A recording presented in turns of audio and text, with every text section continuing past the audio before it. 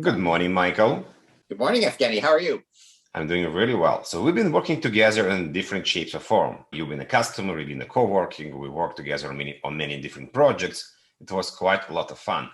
And in many cases, we work with the financial customers. And I think financial customers, and you work with financial customers as well, are different. Why? Yeah, I think that, as you kind of indicated, we've worked together a fair bit. I've been on both sides of the fence. I've worked for several FIs, and what makes them different? There's a couple things that I think make them different from a security perspective. The first one, obviously, is they're a nice target, particularly if you're a large financial institution. They're something that the bad actors are like, a valuable target, right? So they're going to come in and try and do what they can, right?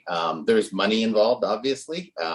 So there's fraud and things like that can happen, which is again another makes them valuable. I also think in terms of sort of security, a lot of people think about the bank. They go, I remember being on sort of the customer side and where they were a client, and people wonder, well, why aren't they doing this? Why aren't they doing that? Why does it take banks so long sometimes to implement things? And the reality is, one of the third items that make a bank different is we're financially regulated, right? We're regulated, we're government regulated.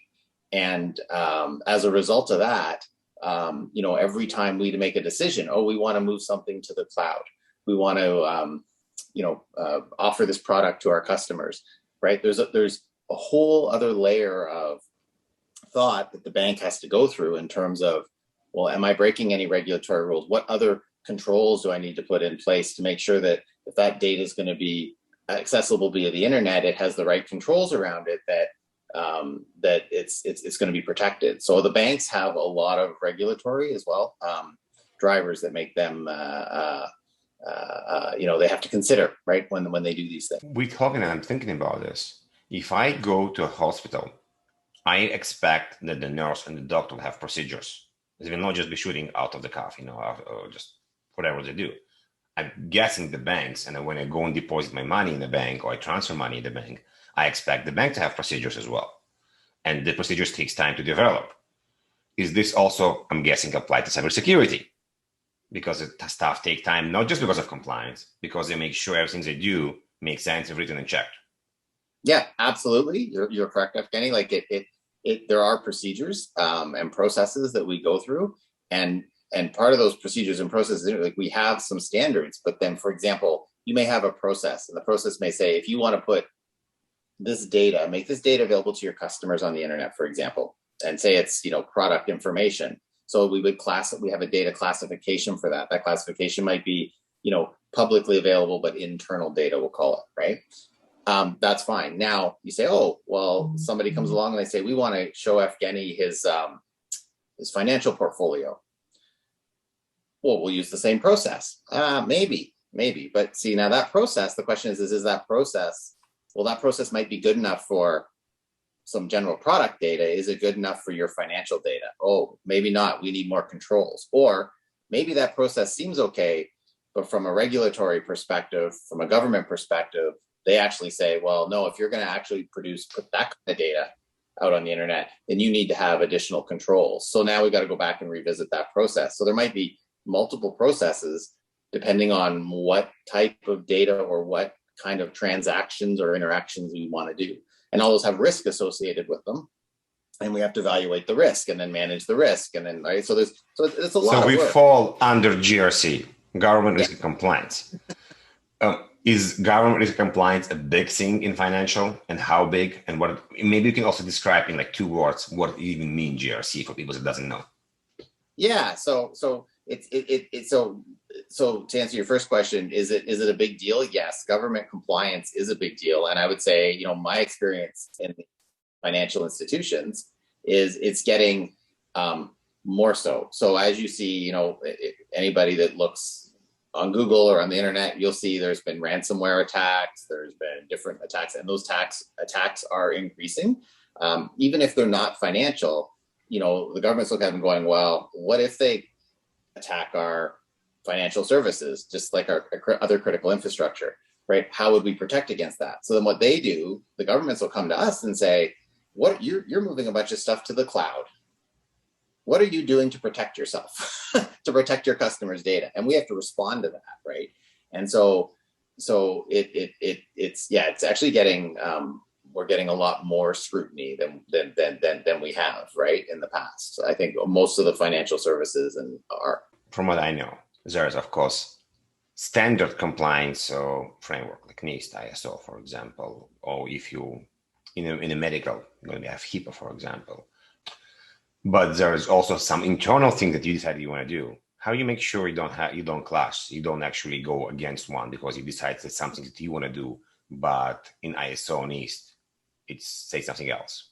Yeah, that's a good question, and it's actually that in general is actually a common topic that we actually discuss when figuring this stuff out, like between the groups. But so, for example, if you take a framework such as a NIST framework, right, or a data classification such as DCAM framework, we actually use those frameworks just like everybody else does in the industry, but we don't just use those. So we've got sort of your framework that you might use for your different types of things, so NIST or DCAM or whatever. Then we have sort of OSFI type or government type regulations that come down. And kind of what we then do is we actually kind of use those, and then we try and create our own frameworks. Then we effectively have an internal set of policies, procedures, rules, framework that we use to evaluate risk. And it's based on those. So it's based on those different frameworks that we choose. So you got an input from. You're going forward. You don't go backwards. You don't decide on something and then go back and see if it's there. You take by definition what's there and you go from there, develop. And we try. Yeah. So in this case, I'm wondering, we spoke about cloud. Let's say certain group in a financial customer wants to put certain thing in a cloud. So they need a security control. They need government. Who will initiate?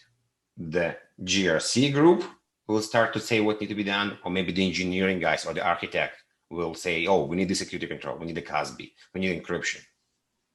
So it's kind of, that's a hard question to answer. I can answer it. It's sort of because there's some parallel there. So in most cases, the business will say, we want to put this product out on the cloud. We've got it in our data center. We want to move it to the cloud.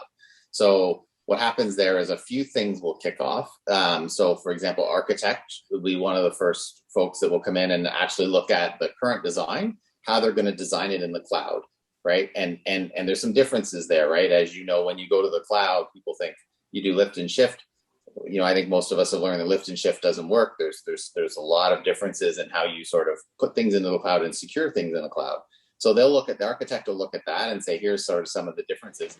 My team, from a risk perspective, for example, would come in and say, okay, here's the deltas. What controls are we missing? What gaps do we have, right? And what additional controls might we need as a result of that? And we'll use the frameworks for that, plus our own experience, plus training and everything else that we've done to figure out how we would secure that appropriately in the cloud. At that time. And then you talked to us sort of about governance. So in most financial organizations, you'll sort of find that there's different levels. So for example, there's a group that would come in later, and they would be our sort of our governance group. So while it starts with the engineering and the architecture, we then report up risks and that to the governance group, and then there's sort of a second set of eyes that will evaluate that and say, okay, is that from a bank perspective? Do we want to take that risk? Should we put some additional control? So there's actually a lot of collaboration between us and. So yeah, I just want to say, like, if you don't have collaboration, you're going to lose the battle. Yes. And for banks, that's been a big change I've noticed in times at the banks. Like, we used to be very, very siloed, and banks can still be siloed in certain areas. But I find, at least in security, we've been, just because of the industry and where it's gone, we've been forced to actually collaborate a lot more. And it's really nice to see, to see teams collaborating and working with the other teams to try and figure out what is the best answer here. Because sometimes, my team might evaluate a risk. We're all risk-based, right? But, engineer will come and go, oh, well, that's actually not a risk when you go to the cloud because we have this, and this control. Oh, that's good, right? But if you don't have that collaboration, you won't know that, right? So. I have a feeling that 10 minutes is definitely not enough talking about financial and risk and compliance. So we may need to do another interview. Thank you. It was a pleasure talking to you about this. No problem. It's great to see you again. Thank you. Take care.